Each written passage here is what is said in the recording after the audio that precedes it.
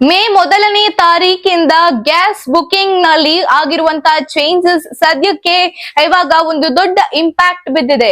So ಹಾಗಿದ್ರೆ ಈ ಒಂದು ಚೇಂಜ್ ಆದ್ರೂ ಏನು ಗೊತ್ತಾ?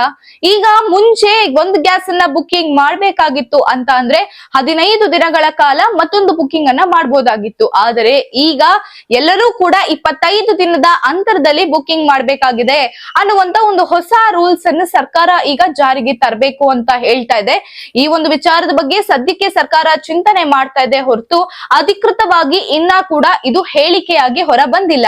ಆದ್ರೆ ಅಧಿಕೃತವಾಗಿ ಬಂದಿರುವಂತ ಚೇಂಜಸ್ ಏನು ಅಂತ ಅಂದ್ರೆ, ಈಗ ಯಾರೇ ಕೂಡ LPG ಗ್ಯಾಸ್ ಅನ್ನ ಬುಕಿಂಗ್ ಮಾಡಿದ್ರೆ ಆ ಒಂದು LPG ಗ್ಯಾಸ್ ಬುಕಿಂಗ್ ಮಾಡಿ ಆ ಡೆಲಿವರಿ ಟೈಮ್ ಅಲ್ಲಿ ಒಂದು OTP ಮೂಲಕ ಮಾತ್ರ ಡೆಲಿವರಿ ಆಗುತ್ತೆ.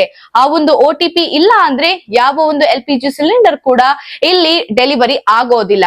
ಇದು ಒಂದು ಅಧಿಕೃತವಾಗಿ ಬಂದು ಮತ್ತು ಸಾಕಷ್ಟು ಕಡೆ ಈ ಒಂದು ರೂಲ್ ಜಾರಿಗೆ ತಂದಿದ್ದಾರೆ ಈಗ ಆಲ್ರೆಡಿ. ಆದ್ರೆ ಇಲ್ಲಿ 25 ದಿನಗಳ ಅಂತರದಲ್ಲೇ ನೆಕ್ಸ್ಟ್ ಬುಕಿಂಗ್ ಮಾಡ್ಬೇಕಾಗಿದೆ.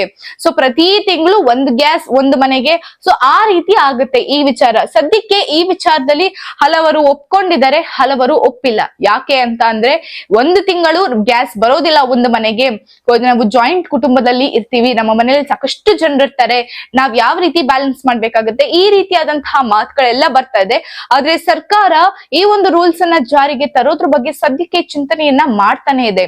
ಸೊ ಹಾಗಿದ್ರೆ ಗ್ಯಾಸ್ ಬುಕಿಂಗ್ ಮರು ಬುಕಿಂಗ್ ಮಾಡೋದಕ್ಕೆ 25 ದಿನಗಳ ಅಂತರ ಇದು ಅಧಿಕೃತವಾಗಿ ಏನಾದ್ರೂ ಸರ್ಕಾರದ ಕಡೆಯಿಂದ ಹೊರ ಬಂದ್ರೆ ನಿಮ್ಮ ಅನಿಸಿಕೆ ಏನಾಗುತ್ತೆ? ನಿಮ್ಮ ಮನೆಯಲ್ಲಿ ಯಾವ ರೀತಿಯಾದಂತಹ ಸಿಚುವೇಶನ್ ನೀವು ಎದುರಿಸಬೇಕಾಗುತ್ತೆ?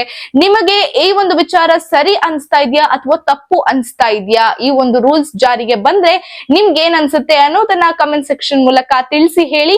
ಮತ್ತು ಇದೇ ರೀತಿಯಾದಂತಹ ಅಪ್ಡೇಟ್ಸ್ ಗಾಗಿ ಸಾರ್ವಭೌಮ ಟಿವಿಯನ್ನ ಫಾಲೋ ಮಾಡಿ ಮತ್ತು ಸಬ್ಸ್ಕ್ರೈಬ್ ಮಾಡಿ. ಧನ್ಯವಾದಗಳು.